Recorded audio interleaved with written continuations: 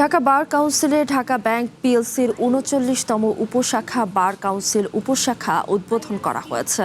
মঙ্গলবার আয়োজিত অনুষ্ঠানে উপশাখাটির কার্যক্রম শুরু হয়।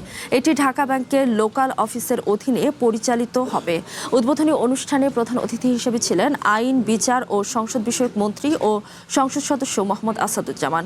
সভাপতিত্ব করেন অ্যাটর্নি জেনারেল এবং বাংলাদেশ বার কাউন্সিলের চেয়ারম্যান ব্যারিস্টার মোহাম্মদ রুহুল কুদ্দুস। ঢাকা ব্যাংকের ব্যবস্থাপনা পরিচালক এবং সিইও ওসমান এরশাদ ফয়েজ উপশাখাটির উদ্বোধন করেন। নতুন উপশাখা থেকে ইউটিলিটি বিল পরিশোধ, অর্থ স্থানান্তর সহ বিভিন্ন ব্যাংকিং সেবা পাবেন গ্রাহকরা।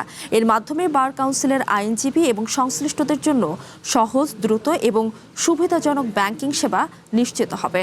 ঢাকা ব্যাংক জানিয়েছে, ট্রান্সফর্মিং টুগেদার দর্শনের আওতায় গুরুত্বপূর্ণ প্রতিষ্ঠান এবং জনগোষ্ঠীর কাছে ব্যাংকিং সেবা পৌঁছে দেওয়ার ধারাবাহিকতায় এই গুরুত্বপূর্ণ পদক্ষেপ। নগদ নিয়ে এলো হার না মানা হার অফার। সর্বনিম্ন ১০,০০০ টাকা রেমিটেন্স নগদে পাঠালে থাকছে স্বর্ণের হার জেতার সুযোগ।